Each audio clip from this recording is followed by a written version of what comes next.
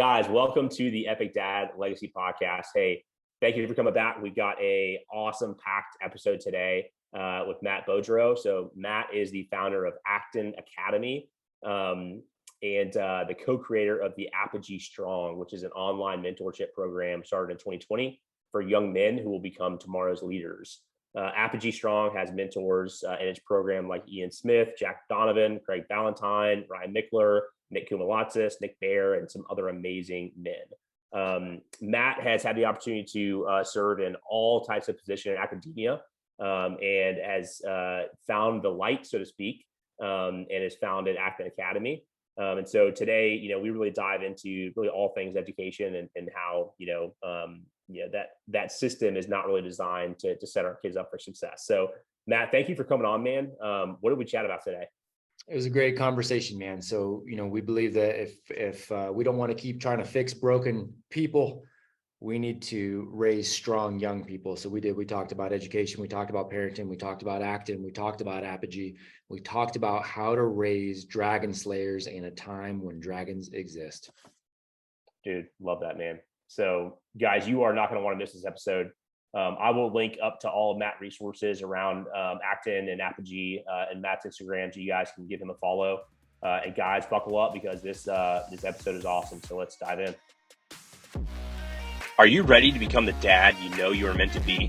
Good, because this is the Epic Dad Legacy Podcast, where imperfect action is better than perfect ideas, promises kept are more important than promises made, and nothing happens unless you make it happen. My name is Drew, father of three, and founder of the Epic Dad Company. My mission is to help dads up their game and become the husbands, fathers, and men they're called to be. Thanks for listening. Now let's start the episode. All right, Matt, man, what is going on? Drew, honored to be here, sir. Yeah, dude, for sure. Thanks for hopping on, man. So I want to jump right into education. We'll get into your background and all that stuff, but I think I just want to go into the meat of it, right? Right away. So my kids are in the school system, 6 and 4. So 6 is in first grade, 4 is in pre-K. And I kind of kicked myself, right? Of hey, should I homeschool them? Is the curriculum okay? How deep do I need to be diving in with the teachers and things like that? So I'd love to just get your perspective on education as a whole. Where are we at right now? Because I have my thoughts on it for sure. Yeah, for sure, man. And I'm always glad to have people push back too. And I want to always lay it out as I see it. And I always give I want to give the understanding that I see it from having seen how the sausage is made, so to speak, right? So I was at Stanford for a long time, understand the whole admissions process there, the game of higher education. I was a public school teacher for a number of years. I was a private school teacher for a number of years. I was a public school administrator and a private school administrator. There's a reason I left all of those to then go open schools. And there's a reason I continue to help people open schools that don't look anything like those schools. Yeah. What did you do at Stanford? I didn't know you were at Stanford for a while. I was out there for a while. So I was actually in a corporate training kind of role. And the cool thing about that was it made it so I had to work with every single department. So I worked with parents, I worked with students, I worked with the admissions office, I worked with the sports teams, I worked with the professors, I worked with all the finance, I worked with every bit. So I got to kind of see the inside and out because I'd have to go in and go, okay, well, what are the systems you're utilizing? What are you doing here? And then I'm trying to give you something to get better. Okay. Right. And so I got to see really kind of the ins and outs of the whole thing, which was wildly beneficial. And I didn't realize how beneficial that would be right until later. So my perspective comes from a very unique experience that most people don't have, having all of those things. And I always preface my conversations on this too with there's really good people in those systems, really good teachers, really good. They're good humans. Mm-hmm. So I separate the good humans from a system that is not designed for people. Yeah. That's where I'll start kind of my thesis on that. This is not designed for human beings. It's actually the antithesis of human development. And so where people usually get, so I always differentiate education and schooling. Schooling is a system that is for a specific outcome. Education is wildly personal.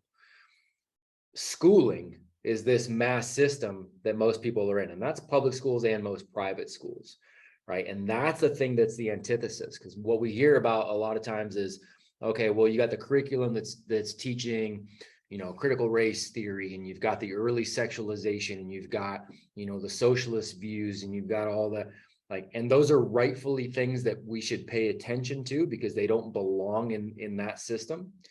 The sneaky thing about that system is the system itself is meant to get kids separated from parents early. It is meant to go in an anti-developmental trajectory that teaches you to be blindly obedient, that teaches you that there's always an authority, and it's whoever claims it the loudest, and you just need to bend to that authority. It teaches you not to think for yourself. There's a very specific industrial system for you to follow, and you eventually learn to be apathetic. You learn that to get ahead, you just obey, follow directions, follow the list, wait for your next set of directions, right? And none of that do you find out who you are. What are your special gifts? What are your talents? What do you want to do? Who do you want to be? Do you want to write the story of your own life? You hand that pen over to somebody else who then not only writes your story, but makes you a background character in it. And so those are the sneaky things that I really dislike about the system itself. Okay. Yeah. A lot to unpack there. Yeah, there is. So, yeah. So, I mean, I wouldn't say that I totally disagree, right? Like, I think my kids are in a great school system. I think we may be part of the exception to curriculum and things like that. But it still is school, right? And I look at like my daughter is 6, right? She's in first grade. So it's not like a crazy amount of work, but still though, I look at that and I think, okay, like how much time is spent on, really digging into what she finds, to be interesting and really pressing on that versus how much is it just hey, we have this 20 block of instruction for writing. We have this 20 block instruction for math. We have this 20-minute block instruction for blah, blah, blah, and it's just a set kind of prescription, right? And it doesn't really allow her to open up her mind and creativity and figure out what she really likes. And you use the word prescription. Can you imagine if every 6-year-old on the planet was prescribed the same food, the same medication, you could only go to the same stores, and you had to do that like every other 6-year-old? How would you feel as a dad? You'd go, well, that's asinine. I'm not going to prescribe my daughter some sort of medication just because she's 6 and because every other 6-year-old has to take it. But we do it with school because culturally we've been told that that's how a young person is going to be, quote unquote, educated. So everybody goes and every 6-year-old does the same thing at the same time. Developmentally for the 6-year-olds, academia, as far as like direct teaching instruction, should be a minimal part of their day at best if they're asking for it. Developmentally, we're crushing them because we're going no academics early, often, and whether you want to or not. And then we start to say that there's some sort of associated level with it. Yeah. Like you're at this grade. Standardized testing and it's all not real. And the kids and the system, kindergarten, first grade, second grade, again, speaking in grades as if those should be real things. That's your kids are likely, there's going to be too much academia for them, developmentally speaking. They shouldn't have the academia that most schools will push, but it really starts to hit hard around that 3rd grade when they're about 8 years old. That's about when standardized testing starts to matter. So that's what the focus is. And that's about when the kids themselves, traditionally what I see, will start to figure out that this whole thing is a game. And then they'll pick their place in that game. They'll either go, I know how to play the game and I can play it. And even playing it well doesn't necessarily mean there's any kind of positive outcomes. Or they'll say, this game sucks, I don't want to play it. Or, the game is what it is, and I'm going to just, figure out something else. They'll start to figure out that game. And it's 12 years of that versus 12 years of a foundation of really figuring out who they are and what they're good at. To me, it's a no-brainer. Yeah. Why do you think that the system is set up that way? I mean, is it? I know why it's set up that way. Okay. Well, let's dive into that. I mean, because there's obviously a profit incentive, right? Like when you think about grants and funding from the government and things like that. And then my view too is like, ultimately society needs workers, right? And so I feel like the whole system has been kind of set up that way, right? It's like Right. We can't have too many people going out there and creating awesome shit because it's just going to disrupt everything, right? So we need you to sit down, shut up, pay attention and do your job, right? Bingo. And you organize it like an industrial, it was organized for the Industrial Revolution. So you continue to do that. Right. So we had, the Industrial Revolution needed those workers. You needed to be able to sit down, obey orders. There's a reason we have rows, in school and line. And you were being trained for the factory, right? Be obedient, stand in line. So you're being trained for that factory. The factory model no longer exists. The world doesn't reward anymore blind obedience. You can't go be blindly obedient to a company for 30 years and then collect retirement and go off and Rolex buy a big TV and then die with it. You could argue that was a ridiculous existence in the first place, but it no longer translates. In fact, if you look at systemically, you're gonna do what we say, when to say to do it. You take a look at the food. You're gonna stand in straight lines. You're only gonna speak when we tell you you can speak. You're gonna ask permission, even if you're 18. You're gonna ask permission to go to the bathroom. We're gonna separate you into these silos, these little cliques. You're gonna be, only with people of your same date of manufacture. And so then when you come out into the yard, and you got, and that's, but you think about all of these things, right? And then go, okay, well, how does that map out in society? It doesn't. There's nowhere that direct, where the closest place that directly transfers that kind of system? It's prison. Yeah. Prison. Right? You do what you're told, when to do it. You're only allowed to hang out with who you're allowed to hang out with. The way you exhibit power, because you don't have a voice, is you create a clique and you create some sort of, gang, because that's the only way you're going to have a voice in your, it's the most direct translation of anything else. Otherwise, society doesn't reward that anymore. Society rewards resilience, and it rewards the ability to adapt, the ability to communicate, the ability to lead, the ability to think and see things in the future. It rewards those things. School doesn't reward those at all. And that's why it's so sneaky and I think damaging to our young people. Yeah. So what's the answer then? I mean, there's charter schools, there's private schools, there's homeschooling, things like that. But what have you seen? And I love thinking about homeschooling, right? There's nothing more that I would like to do than to be like, hey kids, let's go on a 4-month road trip, right, in an RV. Sure. And we'll do, the coursework that we think is important for your developmental activities. Yep. But then also have the freedom and time to go out and be creative. Let's go in nature. Let's go on walks and things like that. But not every parent, and myself included, has the capability right now to do that, right? Sure. Hey, we're working 9-to-5 jobs. Sure. We want to be involved in our kids' education, but got a lot going on too, right? And so I feel like we a lot of parents are probably in a similar situation to where we want to be involved, but we don't quite have the capacity to own that, right? And so what's the balance there? What's the right way to go about it? That's a great question, man. I appreciate that. And so I always want it. So I'm very, very, people either really like me because I'm very honest, or they really dislike me because I'm very honest, right? It's usually one of those two things.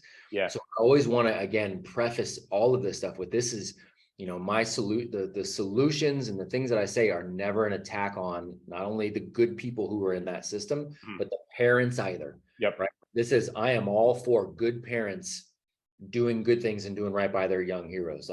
I'm all for it, man. I support you on that. So, and my friend, so Seth Godin, maybe, I don't know if you're familiar with. Yeah, I've read a couple of his books. Yep. Okay. So Seth is somebody, as a friend of mine, and is a, I say a loose friend, but he's somebody who is a mentor, and I've had the chance to interact with him quite a few times. And he always talked about the fact that his kids wanted to go to a specific, public schools. But he said, I just had to make sure I offset that with education once they got home. Yeah. and so parents need to be super intentional about that, because we've been trained, hey, as long as you send them off to school, man, you're doing the right thing as a parent. Yeah. Well, I look at it and go, I take more of the Malcolm X approach of why would I have my enemy educate my kids all day and expect them to come home and then I'm going to just reverse that, right? Is that the ideal? Would I feed my kid McDonald's for breakfast and lunch 5 days a week for 12 years and then think I'm offsetting it by just giving them a good home cooked dinner every night? It's not like one offsets the other. One of them is potentially damaging And then I'm trying to play catch up over here, not even fully being aware of what I'm catching up on. So for parents, if you are in that situation right now where it's like, this looks difficult, first be honest. Are you going to work towards making it a priority? Mm-hmm. Most parents will use that of, hey, I got a 9 to 5, she's got a 9 to 5. Man, this public school is what it's going to be. Okay. But you can also change your circumstances if you work towards it. Maybe it takes you a year, maybe it takes you 2 years, but are you working towards that? Or are you really just saying that lip service and you're just really intending on having them there the whole time in the first place? Yeah. Because most parents, if they're honest, that's where they are, because there's other fears, right? Mm-hmm. So Yeah, that's a big one, right? And that's what we talk about on the podcast all the time, personal development, and like this is kind of a different conversation, more geared towards, education, but it all comes back to that too, right? Is if you see a problem, what are you actually doing to address the problem, right? Or, and so if you don't like your kid's school system, that may mean that you have to go about some changes in your life so that you can actually support the change that's necessary, Exactly. There's a rule in our house. We have 11 rules hung up in our house that we came together on as a family on. And rule number 6 says no complaining, fix it. If it is worth saying something is a problem, then it is worth taking the time to create the solution, right? It wasn't easy to launch a school for my kids. That wasn't something I'm like, okay, I'll have that done by this weekend. Yeah. That took a lot of freaking work while I had another job, while I was traveling around the world, speaking to organizations around the world, by the way, who were hiring me because they had all these young people coming out of Harvard and Stanford and MIT, and they all sucked, and all they knew how to do was play school, and they wanted to fire all of them. Yeah. So that's what I was getting hired for. So then I was going to come back home and just rest on my laurels and go, no, man, that's when I got to work on creating that school, right? So that's exactly it. So as far as the parents, be intentional on that. Can you fix your situation to where you can home educate? And then if you do get to that spot, don't try to recreate school at home. And that's one of the biggest hiccups for most people, because again, culturally, we grew up in that. So that's what we know, right? It's the whole, you don't rise to the level of the situation, you fall back to your training kind of thing, right? We fall back to our training. So you have to unschool yourself and learn the difference between school and education. Yeah. But there are a couple of options too. The schools that we build, the Acton Academies, are phenomenal. And there's a couple other school, networks, I'll say, that are providing good resources and good options for parents now. There's more and more options than there's ever been. Yeah. And so tell me about Acton Academy. Like I saw with Apogee, at least, like I said, I'm kind of new, getting to know you, Matt, and learning, what you have going on. But I saw the co-founder is Tim Kennedy for Apogee. Is that right? Yes, sir. Okay. Is he a part of the Acton school as well? Because I'd heard something about a school that he has out in Austin or something going on. And so is that affiliated in some way? It is. So Tim and I were, putting this Apogee program together, which is all virtual. It's a mentorship program for young men that are around the world, and good men pouring into these young men. But I had already launched a few of these schools within the Acton Academy network in California. And so Tim and I were sitting in Texas, and we just got done working out. He just got done destroying in a workout. Be honest about that. Yeah. And he goes, all right, cool. He's like, so we got the Apogee, figured out. He goes, and by the way, I want to launch one of these schools. I got to launch one of these here in the community. And I'm like, cool, man. If you're serious about it, I will put you, because we've got about 15 or 16,000 applications in from people around the world that want to open these. No shit. Wow. But it's a tight process too. So we have about 300 campuses globally. Okay. Right. So there's a big filtering system. But I'm like, if you're serious, I know I'm serious. I'm like, cool, man. So I picked up the phone, made a call, and we got him approved ASAP. And so we helped him launch the actual physical K through 12. Okay. Same network as the schools that I opened in California and that I help people open. Okay. So there's 300 globally, you said? 300 globally. Yes, sir. We're in about 40-ish states, and we're in about 25, 26 countries. Okay. What does the funding look like for that? I mean, obviously it's not going to be coming from the government, right? So I would imagine it's privately held. And so, what is there like a tuition base, or how does that work for parents that want to get involved? Yeah, great question. So it is all privatized. The downside of any kind of privatized ed is that it costs money to go. So yeah, no government funding, no associated charters, none of that, because that would automatically make it to where you have to acquiesce to government standards. Yeah, you're beholden to right? That's right. So we say no to that. So it's all privately funded. Every individual owned. It truly is a network of entrepreneurs who are doing this. Mm-hmm. So every individual, campus founder, campus owner really has sovereignty over what that looks like. So how much do you want to charge, the tuition base and all that kind of stuff? Do you want to go for profit, nonprofit? Do you have donations? Do you have scholarship programs? All of that is built in there. But the beauty of it is our model that we utilize, that is real education versus schooling. It also drives the cost per student down to maybe $1,500 a year per student, $2,000 per year per student, whereas your public schools are spending 5 times as much. Yeah, there's so much fluff, right? In so much fluff and garbage. Yep. Mm-hmm. So when we can drive costs down that low, doesn't mean you have to charge tuition that low, but it allows you, if you can drive cost per student down to $1,500, per head, but your tuition is $7,500 or $8,000 a year. Well, you can take some of that and you can help scholarship young people, right? We've got the Apogee Strong Foundation too, which is a 501c3 specifically to scholarship young people to attend those kind of schools that wouldn't normally be able to go. So there's a lot of effort to make costs lower so that we can have more people who deserve to be there in. Yeah, no, I think it's the future of schooling, right? I think people are starting to wake up, and parents especially,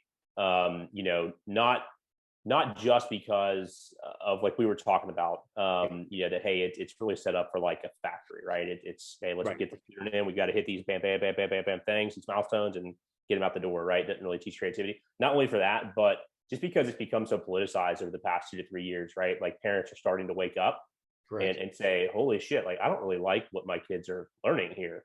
And so I think it's kind of a light bulb on 2 fronts, and a lot of parents are trying to figure out, hey, what's the best solution? But I think it's going to be, the way of the future. I think there's a lot of work to be done there because, hey, the Department of Education is a 800-pound gorilla in the room, and they're going to want their pound of flesh, right? So you guys are going up against pretty big adversary.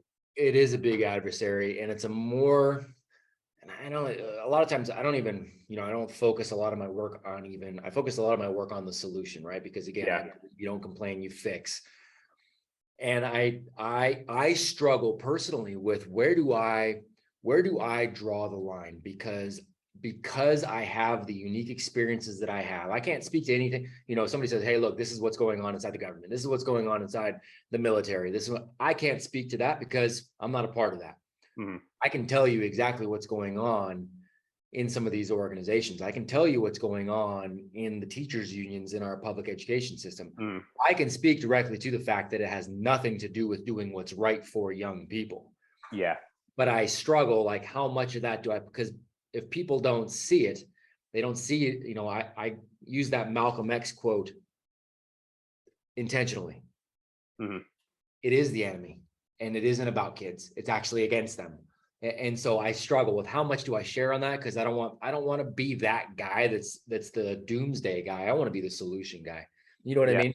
So you're right. It is a huge growth. There's a balance there in messaging too, right? I mean, you got to sound the alarm a little bit, yes, which it sounds like that's what you're doing. I see some of your posts and things like that. And I agree with you totally, right? Like, let's talk about the solution, but I think a lot of it is just making parents aware, because like you said, there's a huge percentage of the population that's just like, well, shit, I'm doing my 9 to 5, I'm doing my part, I'm providing, and let school, teach them, right? Sure. So they may not even know, what's going on. Agreed. And they don't understand how deep it goes. They don't understand the teachers' unions and what the overall objectives are, and all of that kind of stuff. So, and that's, even as a network, we've been intentionally very, I'm speaking for Acton Academy schools. We've been quiet in terms of downplaying the gong that we are sounding, because we've had offers. It's like, hey, why don't we've had offers from big producers, like, let's do a documentary, let's do a Netflix series, let's do but we don't want to shine that spotlight just yet. Because we know that could cause issues. We're here for the young people, man, not to fight a gorilla yet, Yep. you know? Yeah. What about some of the teachers too, right? Like I know, my sister is a teacher, and there are a tremendous amount of incredible teachers out there that are kind of 100%. stuck in this system, right? Bet. And they feel kind of trapped too, right? Like I Yes, can't they teach do. what I want to teach. I'm getting kind of, force fed this curriculum that I've got to standardize these kids on. And so what type of opportunities do you see out there for teachers that want to, get out of this system and really like make an impact in their own way? It's a really good question, man. And I'm glad that you put that out there, because I get just as much as I'll have parents, messaging me and email me and DMing me and every day asking, hey, how do I do this? How do we get out of this system? How do we home educate? How do we, as much as we have that, I have teachers coming to me as well. And they're going, man, I want to teach this way. I'm not not Yeah. able. I think in California right now, I think it's like 50, I'm going to get it wrong, but it's like 52, 53% of new teachers come into the profession, and within 3 years, they leave the profession altogether, never to return. That is not Right. surprising. And Yeah. it's partially because they go in altruistically. They want to go help. They want to go pour into young people. And then they see that the system is not set up for that and that they are handcuffed. Right. And then you have so many teachers that are like, I guess I've got 10 years left. And Yeah, right. They get to that point and they're like, well, I you don't get want to that point, and then they're just like, I'm just going to mail it in because then I get a retirement. I can't live. I personally can't. I can't live like that at all. So for teachers, there are, the reality is there's a few options. One, get out and do something else, period. If you can't, I mean, that's, the most simple answer that I can give, but the reality is it comes down to your peace of mind. People like to talk about balance, right? The whole balance, you have work-life balance. I think that's garbage. Balance is up here. It's peace of mind. Can you go to sleep at night and go, man, I'm living in full agreement with what I think is the right thing.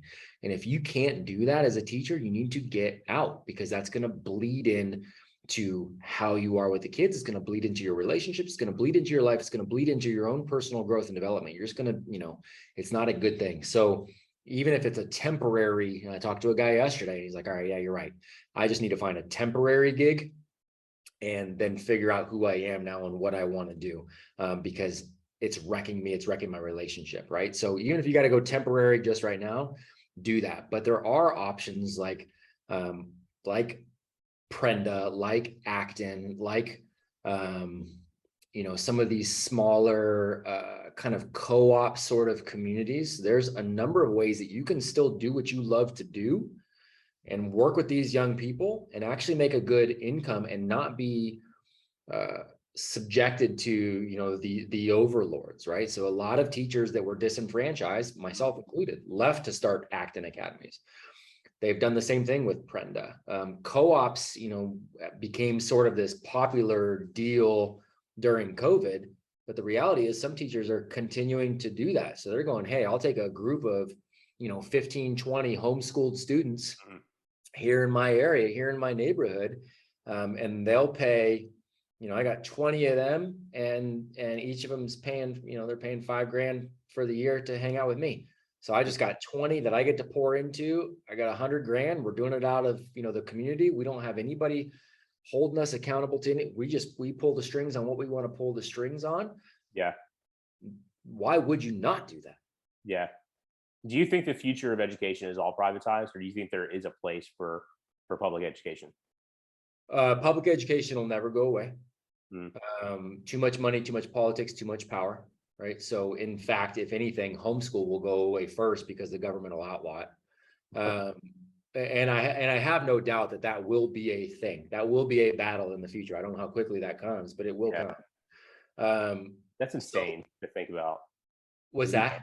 So that's insane to think about, of like, correct. No, you will not teach your child. Correct. I agree. But it will get there eventually, or at least that battle will come to the population at some point. So public school won't go away. Is there a place for it? There are, unfortunately, and going back to a lot of what your mission is, a lot of what you and I were talking about offline, right? We've got this epidemic of fatherless homes. We've got this epidemic of, men that will not lead, men that are perpetual children. this delayed adulthood sort of thing, this me culture. Like we've got a void of real leadership. So some young people are growing up in those homes where the reality is the best examples of humans they're going to get all day are going to be when they go to school and they come across those phenomenal teachers and administrators, right? And so, it's a catch-22 because again, it's not a system that is for them, but it is the best opportunity for so many of them. And I don't know how to fix that problem. It's a sticky problem, right? Because like you said, it's a catch-22, right? Of like, you look at these impoverished, communities. Correct. And it's a kind of self-fulfilling prophecy, right? It's like, hey, we'll go to public school, we'll put them in that factory, right? Where it doesn't teach them creativity, it doesn't let them dig into what they're passionate about. It's really just check the box and then, hey, bam, off into the system of the world, right? And so it doesn't, it's tough, man. It's just kind of like that, like you said, that catch-22. And so I don't know what the answer is either. You've done a ton of work around this, and it seems like that the work you're doing around privatized education is the way to go. It's just, I think somebody's got to solve that nugget, right? Of like, how do we fix the education from the public perspective for people that need it, right? But then two is, hey, how do we get dads to stop being lazy pieces of shit, for lack of a better word? Because ultimately that's going to be the fix, right? Because that's going to go downstream. So you bet. That's exactly right, man. It's that, right? It's getting people, and again, systemically speaking, the conveyor belt schooling system, and I say that so that it's not just people know that I'm not just talking public school. I'm talking private schools that will charge you 15 grand a year that are still operating the same way public schools do. Same pig, different shade of lipstick. It's still the same kind of thing. But the reality is it's producing a lot of these delayed adults. And then they go off into college, which college produces these delayed adults as well. And then we don't, we got these children, these men that don't understand how to actually lead. So it's a self-fulfilling prophecy, self-fulfilling cycle, right? And so it's how do we build up the masses outside of that to somehow influence that enough. It is a giant cultural mess.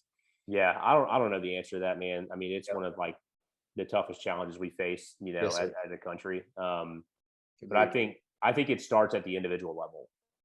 It's like, I look at all these people on Instagram and stuff, and like, especially if you go on Twitter's the worst, right? Everybody's like complaining about everything and like all these things that are outside of their control. And like, I get it, man. Like, there's some parts of the country right now that totally suck, right? But like, when you're spouting off all this crazy stuff on Twitter, like, look at your life. Like, what are you doing like individually to make your life better, right? Correct. Because you got to bring it back to what you can control, I think.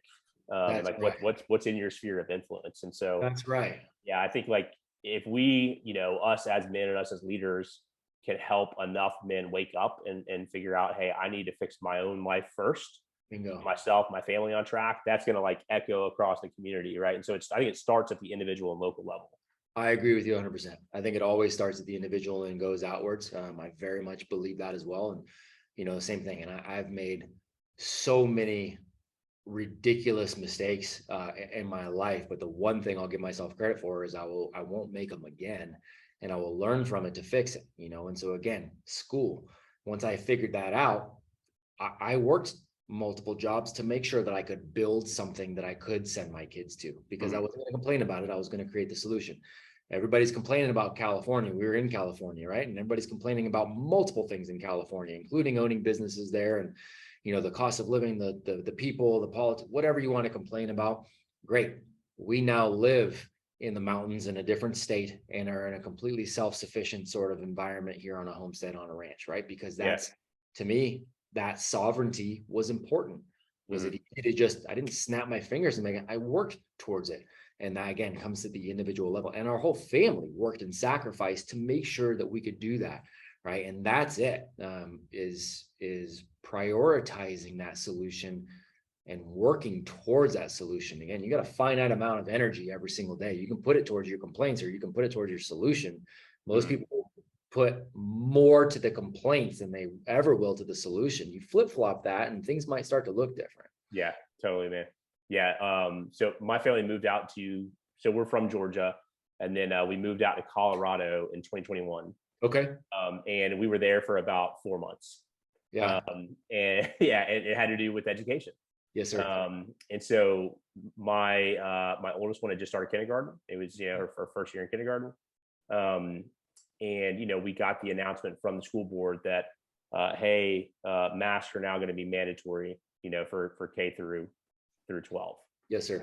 They said, we're going to host a meeting on it, like a virtual Zoom call. You guys can address your concerns, and then the board will vote on it. And it was obvious the decision had been made before they had that meeting. Correct. Because there were so many voices of dissent of like, no, let's look at the science, blah, blah, blah. And then, they came out and announced it on a Thursday, the second week of school, a Thursday. And then I came on Friday and said, well, my kid will not be attending school here. Correct. And so what we, to your point, it's like, yeah, you have a problem, but like sometimes you're going to have to make tough decisions to address that problem. So, I mean, we literally packed up, like we had just gotten to Colorado and we said, well, shit, let's move back to Georgia. Head home. Yeah. I mean, that's it. Sometimes we have to make the hard decisions, and that's part of leadership. And it's a bummer, but doing the right thing is always the right thing, man. And again, I don't believe in compromising on your integrity on that. Yeah. I think us as dads especially need to lead by example for our families in that way, and our friends, Yeah. So tell me about Apogee. You got Acton and that kind of vertical, right, for education. What are you guys having going on with Apogee? Because I was looking at it and doing a little bit of research, and it sounds awesome. I mean, you guys are working with young men, right? Is that correct? Yes, sir. Yeah, it's so dang fun, man. So we got young men from all over the world. Our youngest participants right now are 11, actually, which is a little younger than we normally went. But some of these 11-year-olds that we just got in recently are just stellar young men. And I'm sitting here going, oh man, I've got an 11-year-old daughter. Like I'm already arranging marriages, man, because they've just got some rad young men, And so 11, but we have on our calls up to about 18 or 19 years old. The reality is I know we've got some guys that are in their 20s that kind of go through this as well. Because I've had them come. I actually had one see me in a parking lot one time and goes, hey, just so you know, I'm in the Apogee program. He was a police officer. No kidding. Police officer. He goes, I just never had a dad. I never had any kind of like male leadership. He goes, I don't attend the calls because I don't want to make it weird. He's like, but the projects, the challenges, the books, watching all the replays of the mentors, man, like I watch every single one. So thanks for what you're doing. I'm like, holy cow. Right. So, but the majority of it is kind of that 11 or 12 to like 18 or 19-year-old age range. Is it just men? Yeah. And this is just for young men. Yes, sir. So this is just for young men. And they're committing to 12 months of real education and pushing themselves forward. And so the way it looks is they come in and they have a series of books. So it's a new book recommendation every single month that they're going to take on. They've got a series of workouts that we'll send. So we send them 20 workouts a month. It's not hard and fast. You've got to do these workouts. We just want you to be physically active. So we got a lot of young guys that are, football players or jiu-jitsu guys or, whatever. And we're like, look, just make sure you're physically active. And so they're taking that on. They get a new project every single month and a new challenge every single month. These are real, actual educational opportunities that are intentional about developing leadership. For them to take these on. They start creating a digital portfolio that's evidence of all of this work so that they can use that, going forward, whether they want to use that to go into college or get jobs or whatever that looks like. So they're tackling new projects, new challenges every single month. Every single week, we jump on a call, at least one call with a male mentor. And these are some of the best men in the world. And we'll have famous actors, we'll have musicians, we'll have professional athletes, we'll have, billionaire entrepreneurs, we'll have, whatever. But the through line is these are good men, Navy SEALs or whatever that looks like, but they're good guys. They come on, they pour into the young guys interact directly with them. And then we'll go through some sort of thought exercise, a Socratic conversation. We want them to understand how to think. We're not trying to impart any sort of ideology on them. We're trying to teach them how does a leader make decisions? How do you think? How do you actually have civil discourse on hard topics? Like, what does that actually look like? And so we'll do that with them every week. And then they also have opportunities to connect with each other in what we call battle squad calls during the week. These are young men that have gone through the entire 12 months. They've paid, they've done the work, and now they're with us in perpetuity, no charge. Yeah. They just stay with us forever going forward. The only payment they make is they run kind of these peer-to-peer groups, for 30 minutes, 45 minutes once a week, where they'll host some of the other guys and just help them through the challenges they're going through. Yeah. And then we got a closed workplace environment where the guys can connect daily. I'll send out videos daily, send out articles daily. And then we get together physically at least once a year as well. So it's a brotherhood of young men who are committed to being the leaders that society needs. Yeah, that's incredible, man. It's rad. Yeah, that is incredible. I think it's so needed right now, like when you look at, sorry, adjust my seat here. When you look at young men, right? Like I think a lot, mostly we're raising, I'm trying to think of the right terminology here. We're raising people that don't necessarily have the resiliency, right? They've never been through challenges. They've never been through struggles, right? In a real meaningful way. And I think they get out into the real world. And they have a lack of purpose because of that, right? They haven't gone through things and really found out like the mental fortitude that they have to continue forward. And then two, there's just a lack of community as well.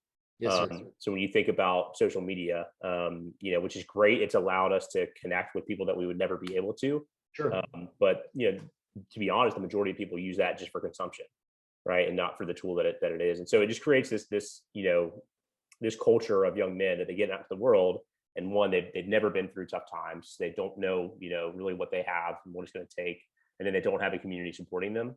And then lastly is they haven't really gone through like you guys are doing, a ritual type thing, right? Of like, we're going to go out, we're going to test ourselves and we're going to feel like we're part of a brotherhood. So I think it's huge what you guys are doing.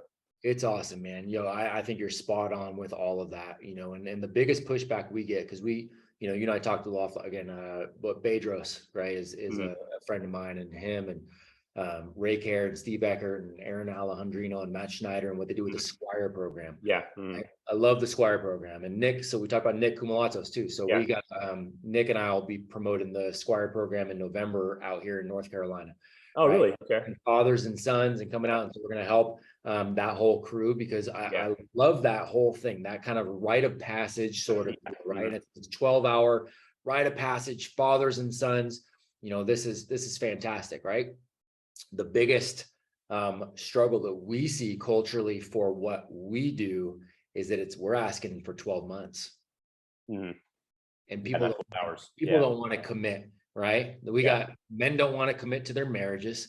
Men don't want to commit to getting healthier and getting in shape and getting financially ready and living their dream. They'd rather have this, this existence versus a life. Men don't want all of these things that we're having trouble getting men to do. A lot of it is around commitment, right? Whether it's commitment to themselves, a mission, somebody else, God, whatever you want to say. Men are afraid of committing to something now. So we're going, cool. We want these young men to commit for 12 months. You give us 12 months of your best effort, your life looks different. The challenge is we're not going to shove you into these. We're not going to pull you into these. We're not going to force. We're going to open up doors. And we're going to ask you to walk through and take the red pill. You know what I mean? And so, I think there's different times for different experiences, right? And so like with what Beaudreau and the Squire program has going on, I haven't looked too much into it. I've just heard about it, but it sounds like it's awesome, but it sounds like it's a lot of that of, hey, we're going to push you, right? Which young men need. Like I needed that when I was a kid. For sure. I needed that when I was in the military, right? Going through readers training, and it's definitely a push aspect. But I think also there has to be, like you said, there's that kind of pull, right? Of, hey, we're going to give you the tools and the resources, but it's going to be up to you to make a consistent effort and commit to this, So, and we're looking for those young men that will, for us in particular, we're looking for those young men that will commit. We're looking for those families that will commit, because we are committing to them, and we're committing to them in perpetuity, right? So it's, again, relationship goes both ways. So we're looking for young men that we know are going to be leaders going forward. The reality is I've got organizations that come to me all the time now and go, hey, do you have any good young people? We'd love to hire. So we're looking I was just thinking was like for a recruiting tool. all Right? the time, I would love to all the hire time, guys that are coming out of your program. all the time. And I have no, and it's easy. It's like, yep, I got this guy, this guy, this guy, this guy, this guy right here, right? Because I know that I've seen that work ethic. I've seen them commit, and then it's piece of cake, man. So it's an easy thing to do. And I'll end up working with these. I mean, I have no doubt some of these guys, as Apogee continues to grow and evolve, and we do whatever we're going to do, I have no doubt that some of these guys are going to end up being business partners of ours, at some point too. Mm-hmm. Yeah. Well, Matt, dude, so you've got Acton going on, you've got Apogee going on. What do you have on family life? How many kids do you have? I have 3. Okay. I got 3, 11, 9, and 6. So the oldest 2 are girls. And then I got my 6-year-old young man. Oh man, you're just like me. Yeah, I got two older girls, and I got my man Murphy, who's 6 months today, actually. Oh, that's awesome, man. Congrats. Yeah, so we're over at the parents' house right now, his grandparents. So cool. The wife took the girls up to Dollywood, so not too far away from you, I don't think. No, Dollywood's not that far. Yeah, for a weekend trip, and so it's just me and the man bashing it this weekend, and that's awesome. We're cooking burgers and wings and stuff at my parents' house, and all that stuff. Cool. But what's been the difference between your approach to fatherhood versus girls versus boys? That's going to be interesting to me, right? Like I'm used to having women, right, young women that I'm leading and developing, but it's going to be different with a young man. It is different with a young man, but there's a lot of similarities as well. So, I help, one of our other verticals under Apogee is I help families that are home educating and they're doing homeschool and they have no idea how they're like, I don't know what I'm going to do. Or some of them have been there 5, 6, 7 years and they just want a different approach to it. And so we've got kind of this tribe that we put together, but it inevitably morphs into a lot of it is around parenting and leading by example too, mm-hmm. Right? That's for young men or young women thing. First and foremost, my wife and I have to be leading by example. We've got to be making sure that we're doing what we need to do when we need to do it, that we're consistent on those kind of things, right? And so that's where we put together kind of our family contract. And that family contract is the non-negotiable across the whole thing. So it doesn't matter, daughters, son, mm-hmm. This is just who we are as a family. This is who we are as people, right? And so I always say people, will meet my kids and they'll be like, oh my gosh, how do you discipline your kids? Like they're so nice and they're so social and they're, how do you discipline them? And I always tell people, I don't discipline them. We've taught them to be disciplined individuals. So that's across the board.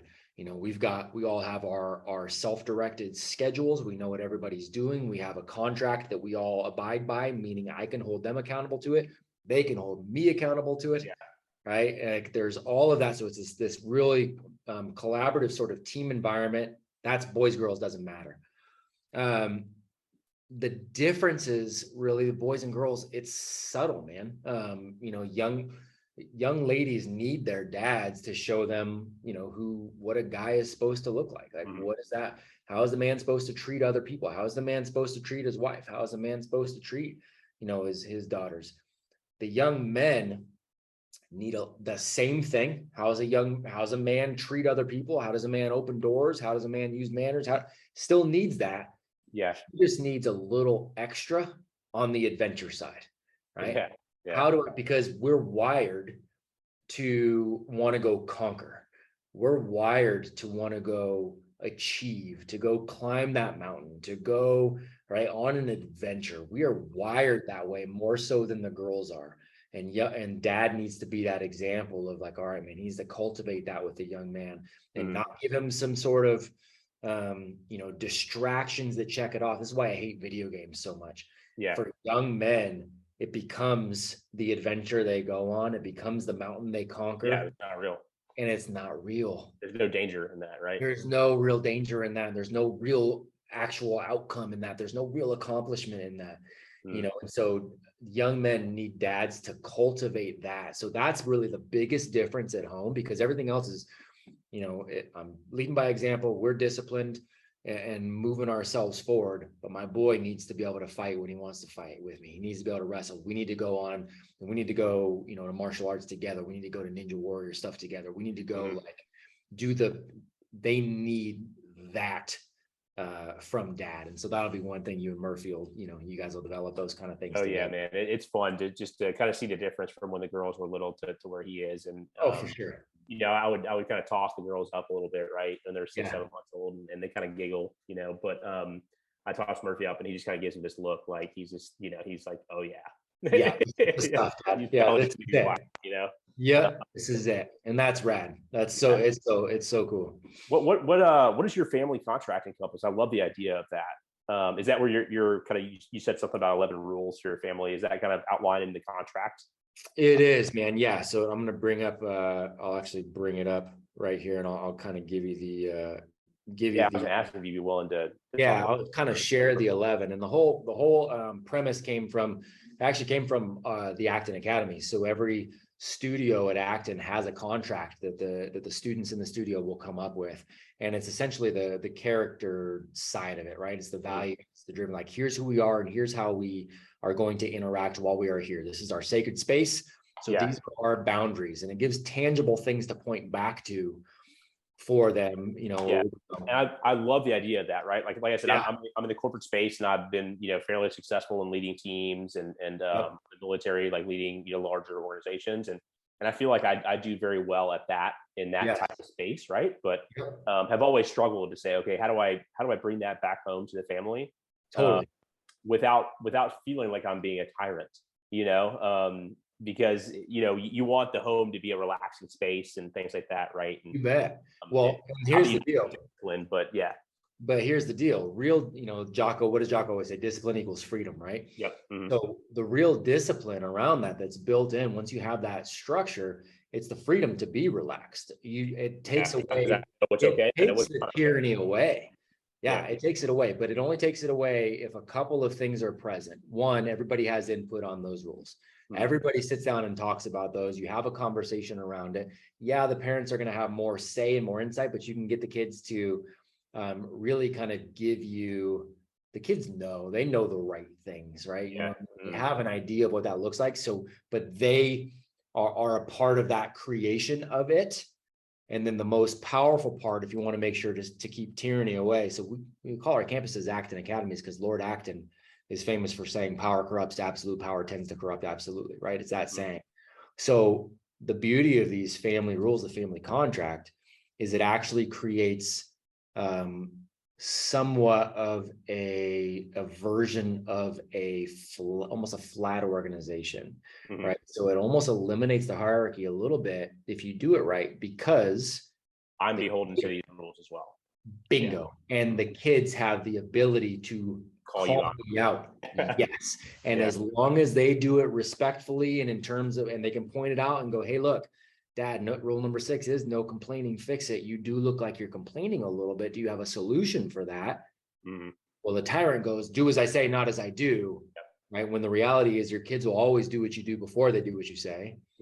So as long as you are aware enough to go, you're right, good call. Okay, let me figure out that solution. I feel like, shut up, little booger. I make the rules around here, and then all of a sudden, as soon as you do that, you've lost credibility, you've lost trust. Because you're being a hypocrite, and they might not be able to put a word to it. They understand it though. But they know. Yep. So if you refuse to be hypocritical, right, it allows that. Then all of a sudden that trust is developed. Then when the next time you go, they go, yeah, you're right. You got that. You're right. And it makes it easy. So then tyranny doesn't have to exist, man. We don't scream, fight, argue in this. We just don't. We just all operate by that agreement. It's not like disagreements never happen, but they're pretty civil. They're pretty dang quick, and they're pretty dang minimal. Yeah, and I think what it allows to do as well for your children is to humanize you, right? So they know that, hey, like, you're doing your best, but dad's gonna make mistakes too, and mom's gonna make mistakes too, as opposed to, like you said, coming at it from kind of like the I do as I say, not as I do approach. Like that's just gonna be terrible for a kid, right?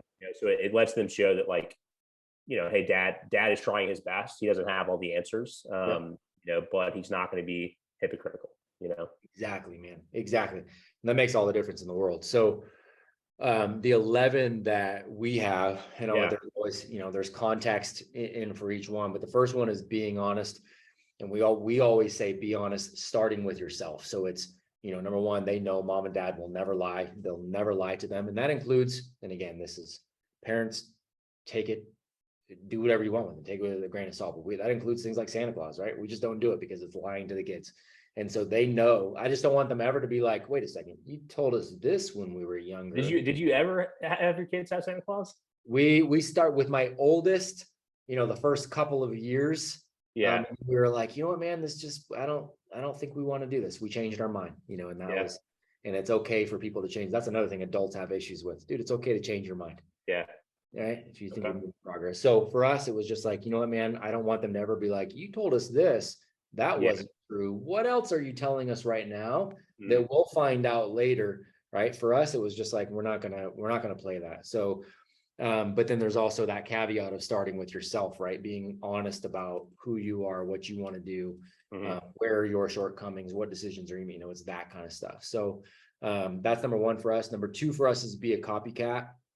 And what we mean by that is to follow wisdom that has already been laid out before you. If somebody is showing you patterns of success, you have a roadmap of some sort that you can follow to be successful, right? So it's not ever be somebody you're not is never it.